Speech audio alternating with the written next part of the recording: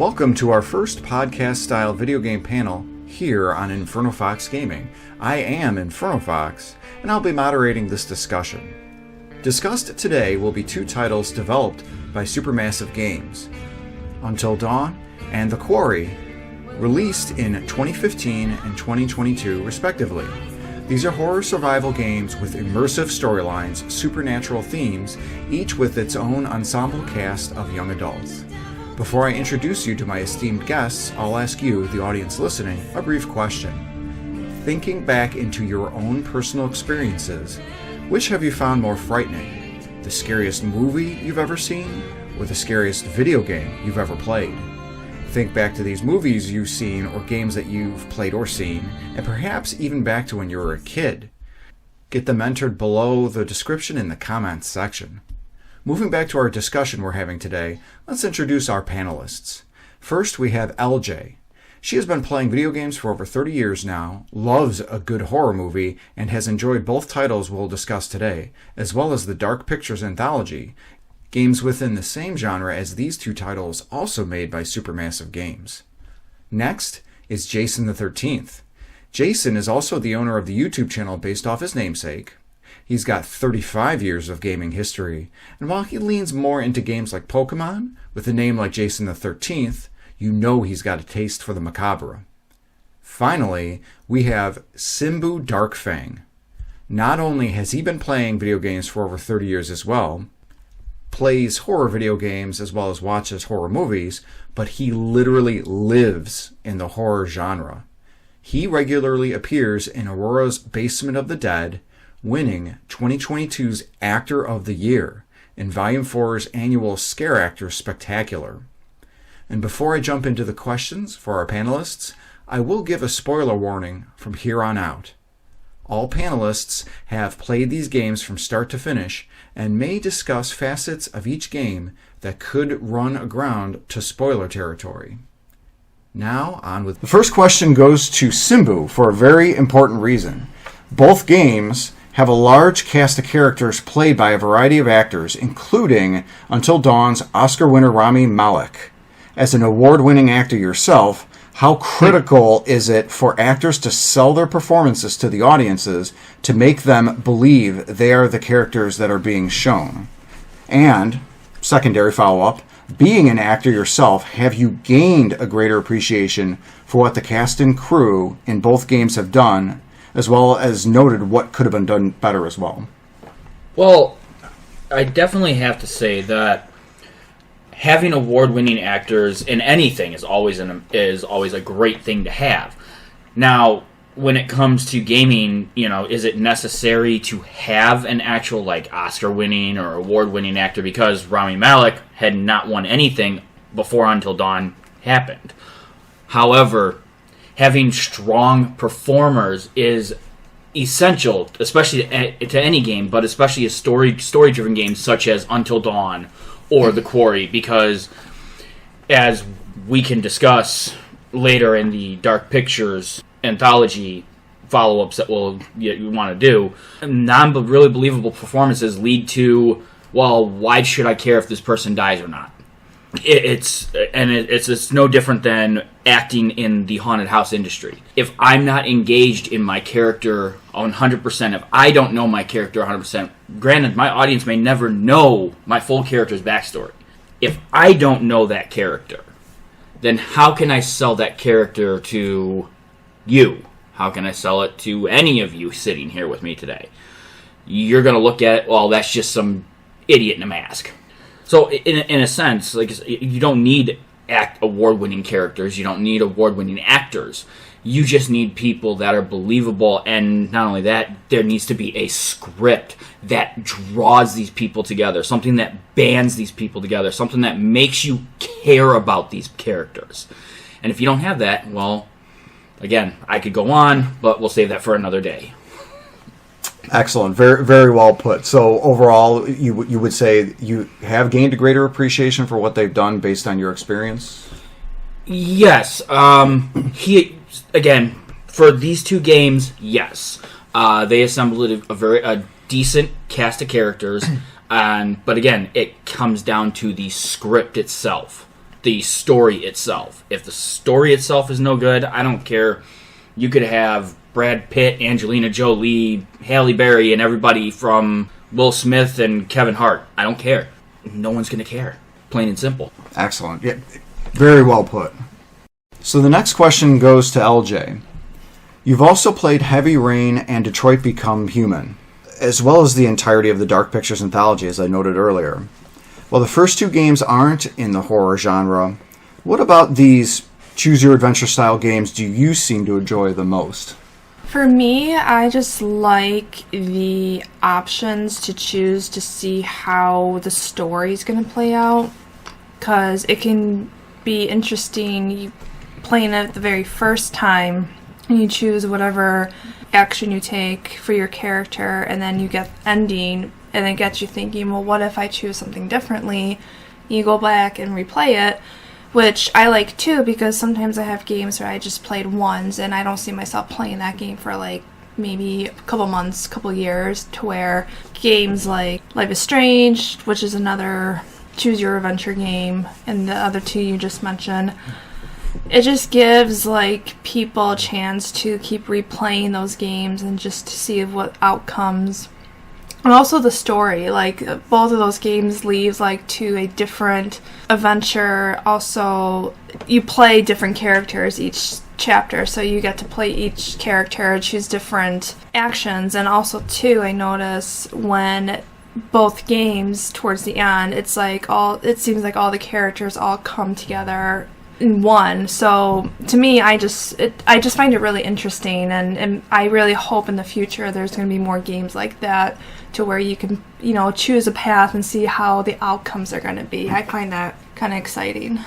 And choice is the core of games like these. Relating to that, for my next question, Jason, did you often find yourself selecting choices that lent to what you believe was the best overall choice?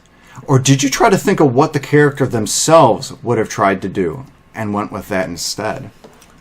For the first playthrough, I basically chose options that I personally would choose. And then later on, you play around and you start doing the options that you probably wouldn't do, and you make a character a complete dick in one, or you see if you can purposely kill off a character, or maybe even keep them all alive still. But for the most part, the first playthrough is just natural reaction, playing the story, trying to get involved in it, and picking what you think is the best option.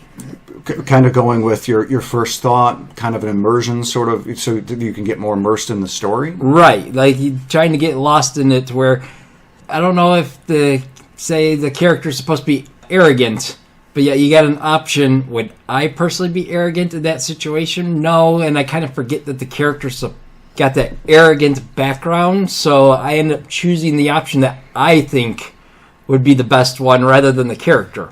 Following up on that, sort of the same question, Simbu, what are your thoughts on that? Do you do what Jason does in regards to that? Do you follow the same line of thinking? Do you go with your gut feeling on the choices and decisions, or do you try to identify with the character themselves? For the most part, I would say that I'm kind of along the lines with Jason on the first playthrough, because it really helps like the immersion of the story. Like I feel like I would tend to feel more up in part of the story itself. Like I'm a physical character in the game by making my own choices. Now, of course, sometimes like it could be good, it could be bad, it could be funny, whatever it is. And, it's all based on me. So the first playthrough, of course, obviously everyone kind of, no matter what their thing is. And one thing that I do enjoy about these games is their personality traits change based on what you do. So they could start off being an arrogant prick, but then through your course of your own personal choices with the character, they may turn out, they may slowly become less arrogant and more teamworky or more quirky, more, down to earth kind of thing. And then, of course, like that, the second playthrough, it just kind of becomes, whatever I feel like to choose. And then maybe if I get to a third playthrough, I'll start trying to build the characters as they start and try and keep them that way or do whatever. Because, as we all know, with a game like this, anybody can live, anybody can die at any time throughout any course of the game. LJ, what are your thoughts?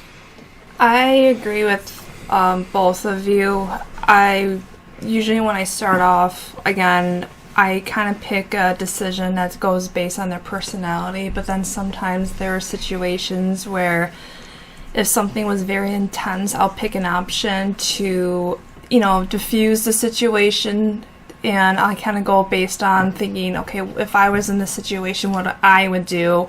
So I always select the one that I feel what I would do in the situation if it comes across where I'm in front of a monster, like what would be the smartest choice. And also, too, I've come across certain characters that I didn't like, and I thought to myself, well, I think I'm going to let you die. But then, once I start playing more, I'm like, no, I'm too nice. I can't do it. So I do whatever I can to try to save those characters. But then, again, you just don't know what the outcomes are, what choices you make. Very good points, and the whole thing with immersion is such a core factor to be able to enjoy these stories. I'd like to put a pin on that briefly and ask the next question for you, LJ. Music such as licensed tracks seem to be more prevalent in the Quarry, whereas I felt like Until Dawn's soundtrack was mostly composed by the venerable Jason Graves.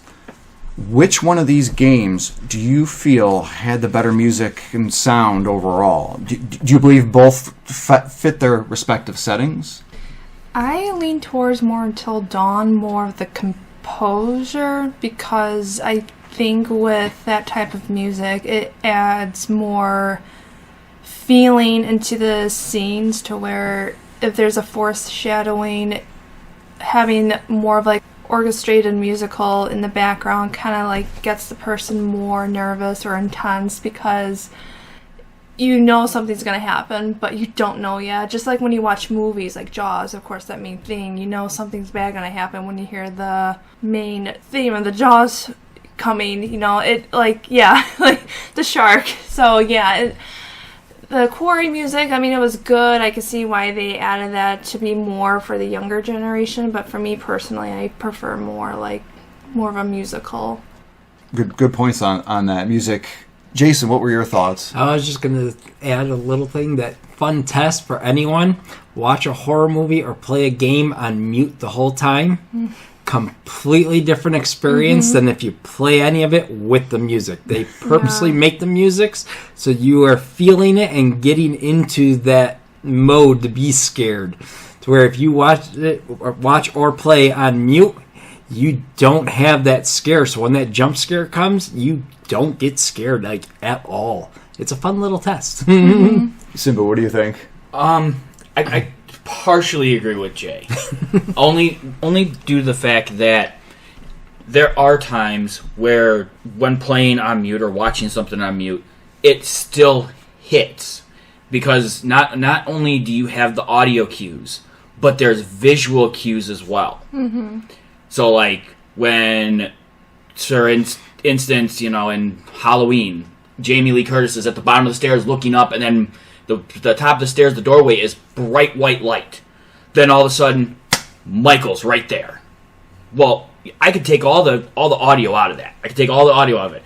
I could sit one of you down to watch that scene, not tell you, and you not know that it was coming, and I guarantee you that you'll probably get a reaction, maybe not as a powerful of a reaction as when you add the audio into it, but you will still get that little bit of a, because it's unexpected. It's bright white, and then all of a sudden, boom, there's something that's blocking it. Because it still has that visual cue. Exactly. And it could happen, Nightmare on Elm Street is another fantastic one that they use the red lighting for Freddy. Fantastic use of lighting. Again, it's not audio or anything like that, but it's a visual. When you see that room turn red, 1, 2, Freddy's coming for you. And you're like, oh boy, where is he? Where is he? Where is he? And again, take the audio out of when he shows up, and you're still going to get something because now you've got a bright red background with this ominously shadowed figure that just popped into frame. So if I'm understanding it, where the audio and the music and sound plays its part, but it's kind of like one instrument in the symphony that are these horror movies and games. Without one piece, some of it can look kind of funny, and others it can still produce that sort of fear and anxiety as you described, Simbu. Right, exactly. Following up in regards to what I put a pin on, like LJ, you've got a lot of history of playing story-driven games yourself, up to and including your recent playthrough of God of War Ragnarok. If you had to choose between Until Dawn and The Quarry, which one do you believe had the better storyline overall? You know, I honestly, I'm going to have to give it to Until Dawn. Only due to the fact that, okay, in Until Dawn, it is one group of friends who were brought together through the tragic death of the one character's one character's sisters. Now, they're all coming back together for one final hurrah. Like, hey guys, I just really miss everybody. I want it to kind of be like the old times and da-da-da-da-da. The Quarry, part of the problem with the Quarry is that they're like a group of camp counselors. Yeah, they all went to the same high school, but are they really that close of friends? They're like there's interminglings, like, oh, this one's close to this one, but then this one just is kind of the jock, and it's like, well, if it wasn't for this camp, why would they care about each other? They would all just treat each other like crap in school, so who cares? To that end, LJ, which one did you feel had the better set of characters? I'm leaning towards Until Dawn, because the vibe I got from The Quarry, to me, it's just like high school drama. That's the vibe I got, because it reminded me when I first saw the cover of the game, it reminded me of Friday the 13th, and so that what got me excited to play the game. And it does remind me the whole vibe and the atmosphere of like a teenage movie, because Friday the 13th is based off it's a teen horror film. So to me, it's like I'm leaning towards with Until Dawn, because I felt it was more intimate. Like those people cared about one another, and they're all there together to, like you said, one final last goodbye to the death of their sisters, and just kind of get together in their memory. So, anything else to add on that, Simbu? A little bit. I mean, not a whole lot, but The Quarry, again, and for those of you who have played Life is Strange, take, in my opinion, and LJ, you may be able to corroborate this one, take Life is Strange and put it in the horror setting. You have The Quarry. Yeah. Agreed. That's literally how I feel. It is The Quarry and Life is Strange, but Life is Strange is turned into a horror game. Yeah. Interesting. Yeah. Now, Jason, anything to add on that? Story beats, character beats? No, I completely understand it, even though you still have the high school drama, but it is a group of friends, so it's a lot closer knit, and you kind of feel for them more than The Quarry, where they're kind of strangers. They're more acquaintances. They're not really friends. But they all work together, so it's like work friends. And apparently I'm going to have to play this Life is Strange game now, because you guys keep referencing it, and I have not played it. Okay, so while all of you, obviously, are overall fans of the horror genre for both movies and video games, I'm curious to what you'll think of this next one, LJ. Which game had the more scarier and deadlier monsters? Without hesitation, Until Dawn. Until Dawn had really creepy creatures called the Wendigo, and I never even heard of a Wendigo before until Dawn, and then from Supernatural. So I really find those creatures to be a lot scarier, because every horror movie and book, TV show, you hear about werewolves all the time, but for a Wendigo, there are people out there who may never heard of such a creature and think, well, what the hell is that? And so not knowing what it is, it makes it even more scarier. So with the particular feeling of fear, horror, tension that you had with Until Dawn, in your mind, is there a particular horror movie you think that had the same level of fear or terror that you had in Until Dawn? Ooh, I gotta think about that one. I mean, like Jaws is one of them for sure. Arachnophobia, that scared the hell out of me. It still does. There's quite a few others. Exorcist, those kind of movies. Yeah. Simbu, which one of the two did you think had the scariest and deadliest? Again, I've got to go. I've got to agree with LJ. I've got to give it to Until Dawn for the fact of up until Until Dawn, nobody ever considered a Wendigo. It's branching out from your standard monster lore: Frank, Drac, Mummy, werewolf, vampire. Does that sparkle?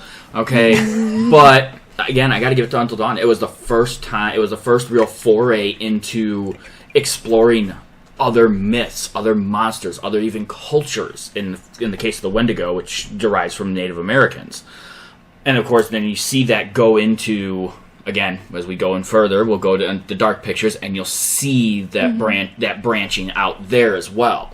And Jason, was there a particular horror movie that you feel resonated in the same way that these games had? That's hard because I grew up watching horror movies and kind of got desensitized to them very early. So trying to think back of old horror movies, and did any really scare me? Can't think of any in particular that was I mean, yeah, you get your jump scares, you get your thing, but I don't know if I can't think of any in particular that was like, oh my god, I had nightmares from these movies or anything like that kept me up. Whereas these two games did give you nightmares? No, not at all. So you were desensitized enough to where both sets of the horror movies as well as the horror games didn't really make you feel that level of fear and terror. Mm-hmm. Okay. It is funny that there'll be certain little jump scares that I'll laugh at myself for being scared at. That, I can't believe it got me because of the fact that there's so many that'll happen, and I'm like, I saw that coming. So. Now, Simbu, I really got to ask you, which ending in either game, when you played through them, stuck with you the most? Insofar as, if you could briefly describe what happened, maybe elaborate on what exactly about it was unforgettable. Spoilers. Yes, spoiler warning. Warning, spoiler alerts. It wasn't exactly the ending, but it's fairly close to it. And that is the big reveal in Until Dawn of who the Wendigos are. Now, you get inklings throughout the game of who it is, but there's the Wendigo reveal, and there's also the killer reveal. Because in Until Dawn, there's 3 killers in that game. It's not just, like the Quarry, where it's, oh yes, there's a couple different killers, but they're all the same thing. So it's like you can't really control whether they're killing or not. You got, in Until Dawn, you got the sisters as the Wendigos, and then you have the brother as the killer. So it's like, he has a choice whether or not to do it. They kind of just get overtaken, and they animal bloodlust. So I would say that was probably the most moving, pivotal, story point for either game. Again, I can't, I'm not knocking the Quarry or anything, because it's basically like LJ said, it's kind of like it kind of feels like Friday the 13th. It really does. We're at camp, and then all of a sudden the spooky stuff happens. So, but it's like a classic 80s camp story. That's what the Quarry is. Throwing in with this weird play the game. It kind of is a little goofy how they threw, the Hackett family into it and everything. Mm-hmm. I think it was kind of like, really, you couldn't have done better? But again, I will say Until Dawn, most memorable moment was, the actual confirmation that the sisters are the Wendigos and the brother is the actual killer.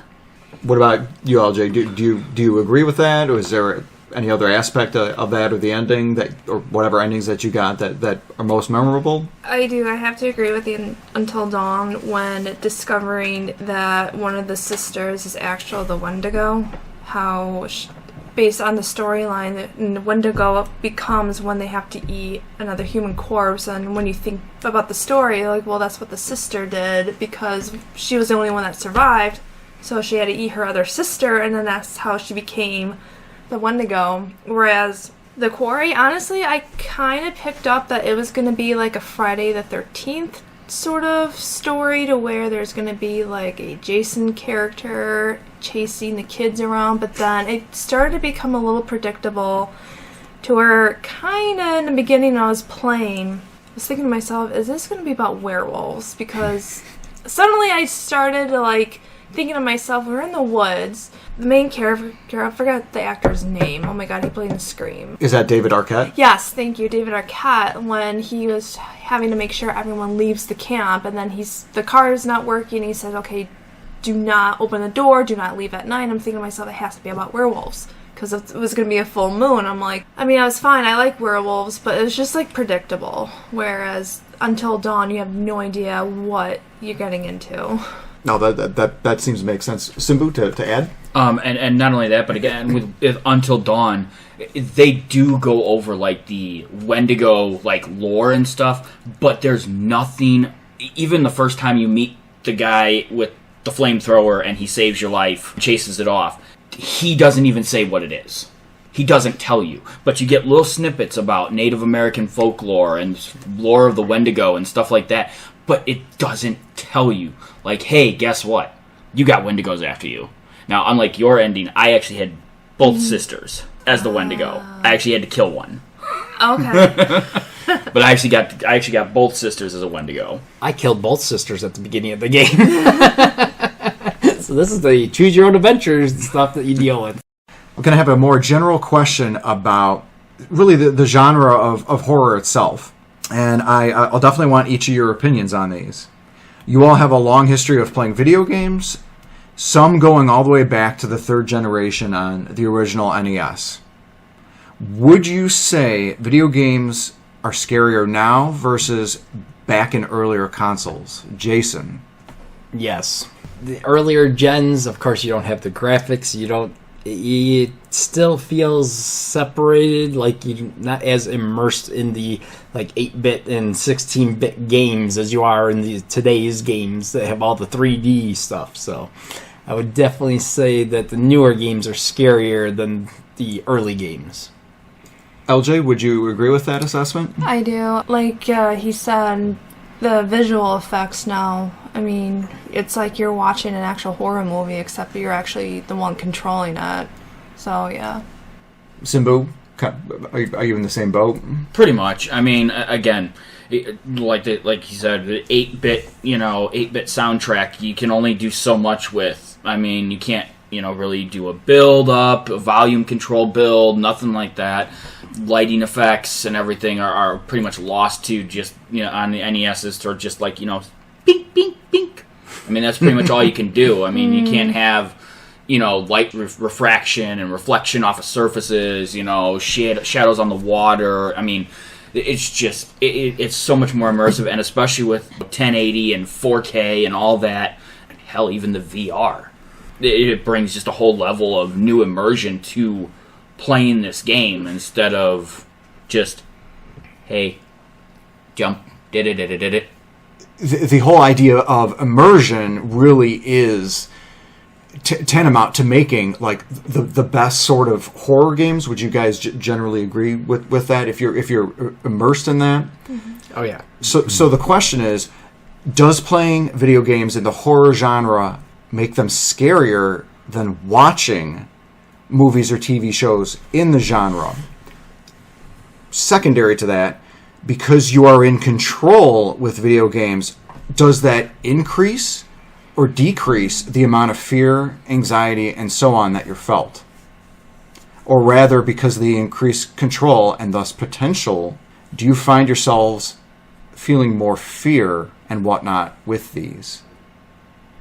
And Jason, you've got your thinking cap on. I honestly think that goes to something we touched earlier.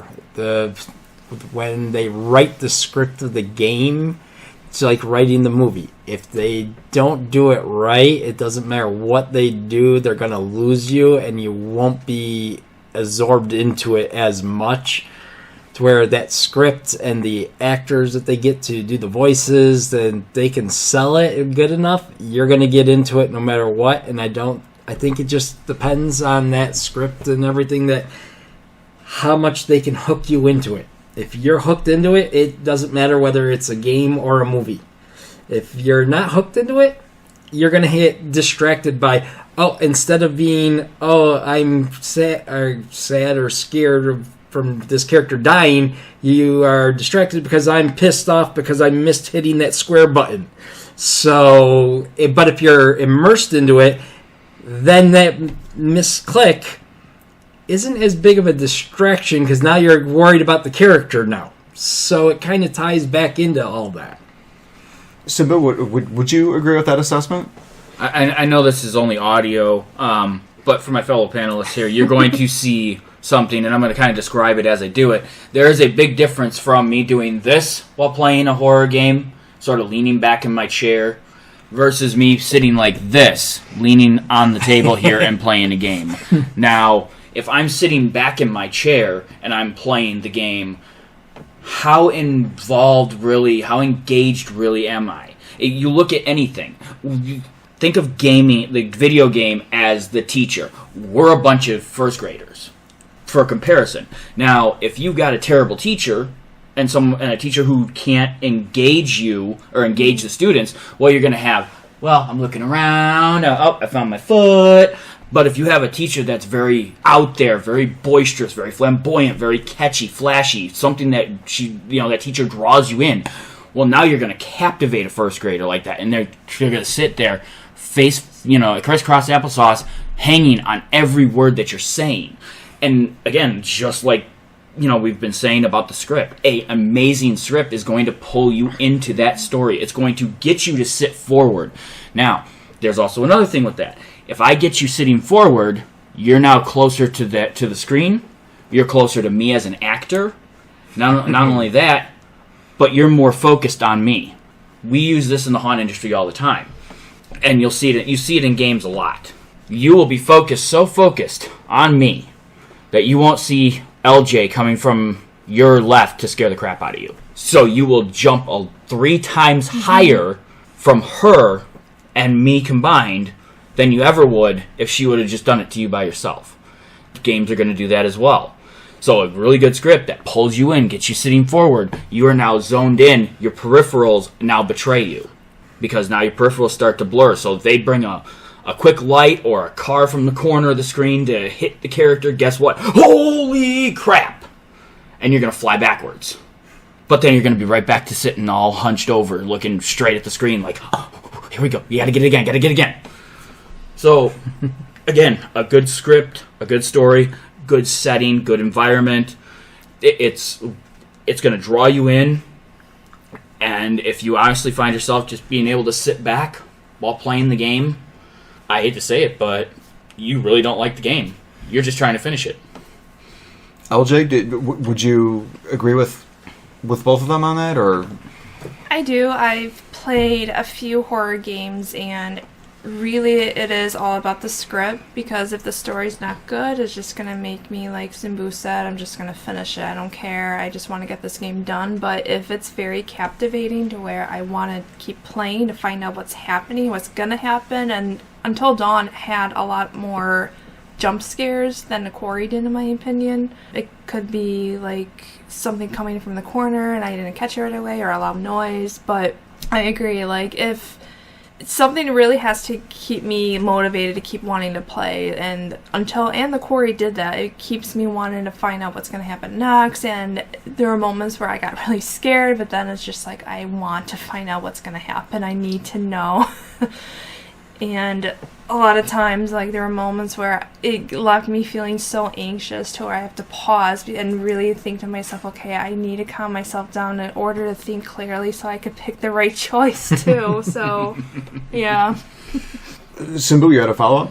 Yeah, to what LJ was saying, Until Dawn, and I'm sure all three of you would agree, but mostly the two of you, Until Dawn did not have a sandbox or open world feel like the Quarry for the most part. Yeah. because a lot of the Quarry takes place in this campground. You're in the grounds of the campground. You're not in just the main cabin. Like in Until Dawn, you had the main house, which had some big wide open, lobbies and forays and things like that. However, most of the area was most of the outside area, even though it's outside and vastly expansive, felt claustrophobic. And this was done by lighting and amazing graphic work. Because again, what they did was, instead of in Until Dawn, if you're going from the main house to the barn, well, guess what? You go this one path, and it may be 2-3 people wide, but you're on one path and it's covered by woods. In the Quarry, however, the one character walks away from the fire because she's pissed off because one kissed another and blah blah blah, whatever, teenage drama.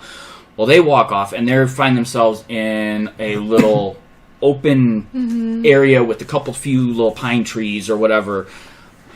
And of course, it's decent. It's fairly well lit. The lighting and everything is done, fairly well.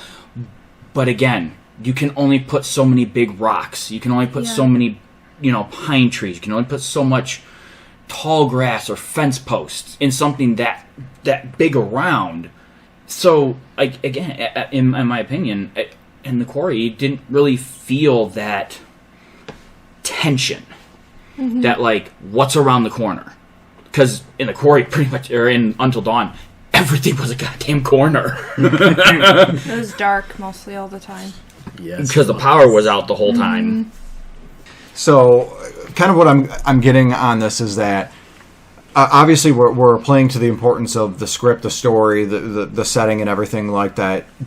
Does that make the control aspect of it sort of superfluous, where it doesn't matter whether or not you're controlling it, so long as you've got the good story in the script?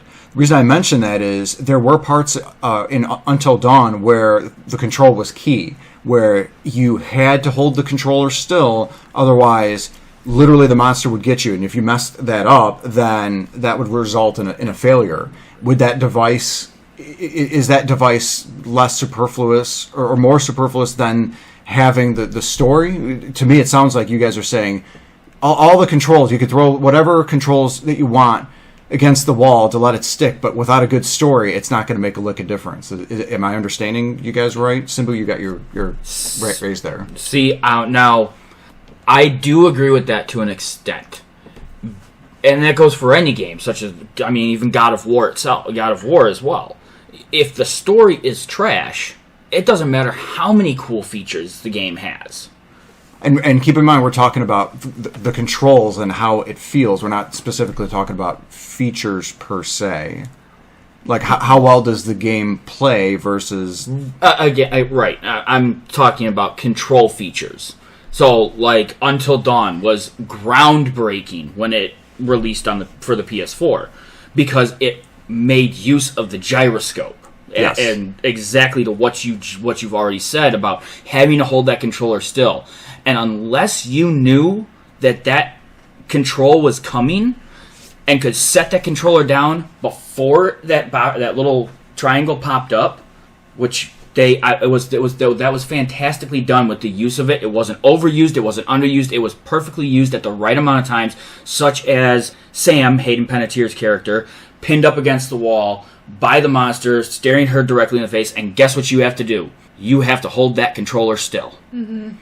It's perfectly done. It's not such as other games where they use a heartbeat, like a heartbeat counter with it, like an X tap or something like that, which I think was done because of, again, we'll go on this, but a little spoiler for future episodes, the fact that it was moved from the games were moved by Supermassive from a engine designed directly for the PlayStation itself to the Unreal Engine to support on Xbox and PC for the Dark Pictures Anthologies. I do believe that got lost. Unfortunately, it's a tragedy that got lost, because that was such a unique feature to horror survival games like that, to story horror in general. because it's not just okay, X, X, X, X, X, X. Oh, triangle, X, X, X, X. It's now a ooh, because that's immersion right there. That is 100% immersion, because if I move, that controller moves. And if that controller moves, Sam dies. So in that instance, when controls are done well, it can actually increase the immersion. Okay. 100% agree, yes. But you're not going to have any of that without the good story, the buy-in with the characters, the environment, and everything. Correct. I mean, I could sit there and all day be like, yeah, Until Dawn had, I could have a trash story like, some of these other games.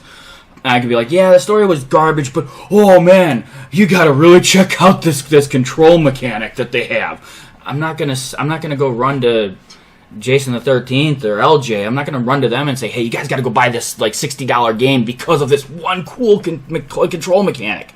That's going to be a byproduct. So yeah, I think you answered my next question. Of the two games, which one did you find more immersive overall? Simbu, it kind of sounded like I don't mean to answer for you, but it sounded like you would probably say Until Dawn more than the Quarry, due to the example you've just given with Sam. You have a controller in your hand, or you put it on the table that allows for the immersion, and that was lost when the Quarry had to get ported over to other systems that didn't have that feature.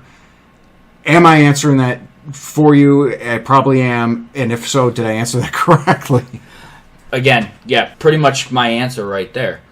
And it was, like I said, with the Dark Pictures starting, again, we will go into that a lot more. Again, nothing bad to say about the Dark Pictures overall. However, but that gyroscope, the loss of the gyroscope control, which now we've seen in other games, like Fortnite has gyroscope aiming to their controller. So it's like, you're telling me that, so in order to port this, you sacrificed one of the most unique features of your game. I mean, you can look at like games like Dead Space, things like games of those natures. They don't use the gyroscope. Now, I can't speak on the new Dead Space rebuild from the ground up because I haven't played it. And that comes out January 2023. Maybe by the time this video comes out, that will have already released. It is possible. But like I said, I don't know if they've taken advantage. The developers have decided to take advantage of the gyroscope. I don't know if the Xbox X controller has a gyroscope in it to take advantage of it. It's unfortunate because, again, when the PS4 came out and Until Dawn basically being a launch title for the game, for the system, until the Supermassive put the PS4 through its paces masterfully. It was a mastercraft on how a launch title game should be done on a new system. Jason, same question. Based on your experience with both games, would you say, which one would you find more immersive overall? Again, the Until Dawn, because of controls they used, where once you got past Until Dawn, they had to look at more than just the PlayStation controller, which is why they probably lost a bunch of those little features. But Until Dawn, it was more, I don't know. It kind of feels more like you have more action while you're doing it, to where the Quarry is more, this happens, then you have to do something, then this happens again, and it's like kind of like pausing in it, where it's not as, there's not as much flow to it as Until Dawn had. Until Dawn, it flows through to where right at the beginning of the game is a good example, where you have to climb over the gate because the gate's locked. Mm-hmm. Where instead of it pausing, you have to hit like 4 things and like make her continuously climb up the wall. Where in the Quarry, like in the junkyard part, it's like something happens and then it stops to give you that option and you have a moment to choose.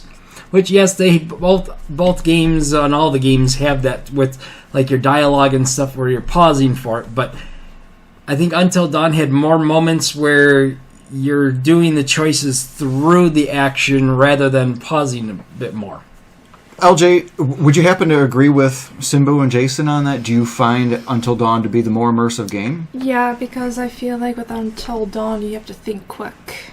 Because at the moment you look away from the screen, you might miss like pressing the square button or triangle, whereas the Quarry is just this very weird flow to where you just hit one button, or like they said, it slows down a little bit and then you choose, to where I feel like you engage more Until Dawn because you have to like really pay attention. You really have to watch when the next button assignment or control assignment comes up. Yeah. Oh, yeah.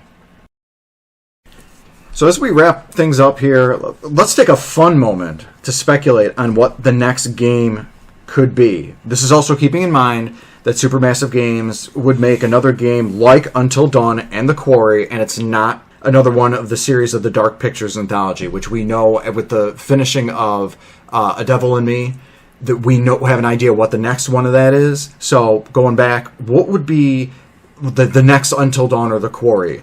What type of setting, characters, monster would be present in the next game? LJ, what do you think? We kind of talked about this before, but my idea would be is like a beach setting and use a siren. So that would be something fun, or just something like Alien, but that's going to be like the next one that's going to happen. For the Dark Pictures Anthology. But yeah, something with a siren, or honestly maybe like a leprechaun or something. Just something funny like that, but yeah, that would be my idea. Jason, how about you? I'd actually like to see him find more like little known ones like that. Nobody's done a siren one, so that would be awesome. Or something like, if you want to do more of like, would be kind of a very interesting one. Do like a downtown where you're actually in a populated city and it's something like gargoyles that are coming to life, killing things. It would be something different and something cool. Because my first thought is like, ooh, let's do Bigfoot. But that is just like the Wendigo. That is just like a lot of the other stuff where you're just out in the woods and there's a monster running around. Let's see something completely different like that. Doing a beach with being on the boats and having mermaid sirens coming after you. Or some setting where people don't normally think would be spooky, like a city, and then having gargoyles raining down on you, you know? Something like that. Something different. So that kind of calls back to what Simbu had mentioned near the beginning, where Until Dawn had the better lean overall, especially because it used a sort of mythical monster that's not touched upon very much as a Wendigo. So you two, LJ and Jason, you're basically saying like if Supermassive were to lean into that more, maybe it would be something where it could be fun and exciting, especially setting wise. Right. Simbu, what do you think? Of course, both great, fantastic answers. I would honestly love to see them continue with more or less known mythological beasts. You know, I mean, you could obviously have a siren, a leprechaun. You could have the gargoyles of, Notre Dame come to life and start raining hellfire down on people, kind of like a Diablo or a Doom style story game. But then you've got the other option. You've got go take to Japan and the Japanese style of horror. Like the Oro, the Po woman, the girl that had a joke played on her and she was sliced in half by a subway car, and so her whole thing is she comes in, she drags herself up onto your windowsill with just her guts hanging out. Go into like some of the Japanese lore for haunting and run a story game based similar around there. Now, that would be fantastic. Again, the other thing is, I know cliche Freddy Krueger, but a Dream Warrior style story of that nature, where you're sucked into a dream kind of state. Or, look at Dead by Daylight. Look at some of the killers there. The Hag, the Nurse. Look at the Blight. Look at some of the killers there. Draw inspiration from monsters from that and from those kind of lore. That would be fantastic. And LJ, you had something to add on that? I was just going to say the same exact thing about going to like a different country, using their folklore, like, you know, the Japanese folklore, and also with Ireland with the Banshee, do something with that. Oh, that'd be a fun one. The Banshee, yeah. Like I said, you got the Puka in Ireland, Yeah. Krampus in Germany. I Exactly. mean, you know, you've got a lot of, like, again, LJ, like you said, there is a lot of opportunities in other countries. There's so many unknown folklores to the masses that they have unlimited potential. Yeah. And it could be literally the same damn setup over and over again. 7 people, they're all kind of know each other, or they're all good friends, or they're a family, whatever. Right, or do like a family setting with parents with their children. There you go. Yeah. That would work for the Japanese Only culture. problem with that is they'd probably get too much hate on the fact that you're putting children Yeah. characters into a horror setting. Well, you don't have to do actual children. Like, they could be teenagers. True. Every slasher movie is a bunch of teenagers getting sliced up. Nobody seems to, oh my god, horrible. Everyone's like, ha ha ha, you jerk, you deserve that. But, you know, again, like that, it could be a family with older kids that are like teenagers, or in their early 20s, something along that line. Another thought to me, I know like video games where, I mean, there's shark video games. We all know people are afraid of sharks, but what about video games based on like a story about a gigantic spider? You know, like people who are afraid of spiders, there's a game about it. I mean, would I play it? Maybe. But just something like that. Like, think of what someone is really afraid of. Like, if it's just some like gigantic centipede, like a game like that. See, I agree to a point. However, I feel in that kind of a sense, what you're going to come back to is Cabin in the Woods. Yeah. It's just make Cabin in the Woods into a video game. At that point, if you're gonna go there, you might as well just make Cabin in the Woods the video game. It's a 1-on-4, like the movie, you know, and the monster, you know, is random every time. You might as well just do that. Yeah. Because that's basically what that's going to be. Because a giant spider, where's the giant spider going to hide in? Actually, that would be a really cool idea to do a Cabin in the Woods game where your choices, depending on the choices at the beginning of the game, gives you different monsters in your playthrough. That would actually be fun. I 100% agree, and I would love to see that game. Hell, I wanted to see Cabin in the Woods 2, damn it. I really did. We never got it. Because what you guys are describing, essentially, sky's the limit.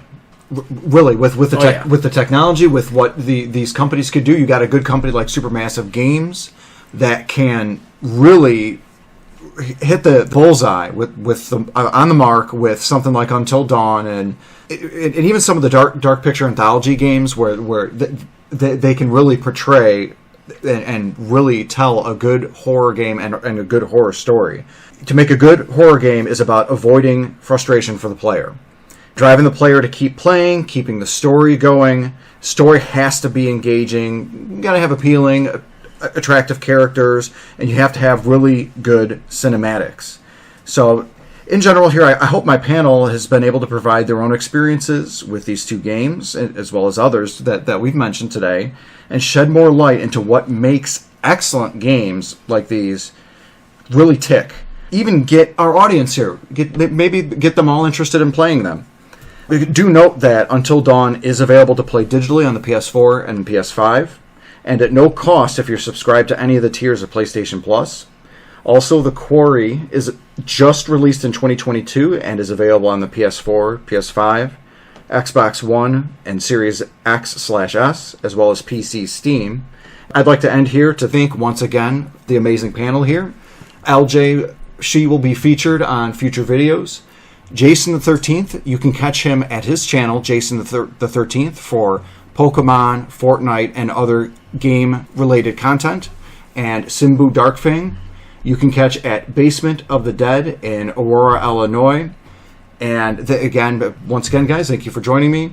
And everyone on the audience, please like, subscribe, and ring that bell for notifications when more videos arrive. And finally, let me know and let us know in the comments section whether or not you guys agreed with us. Was there anything that we missed?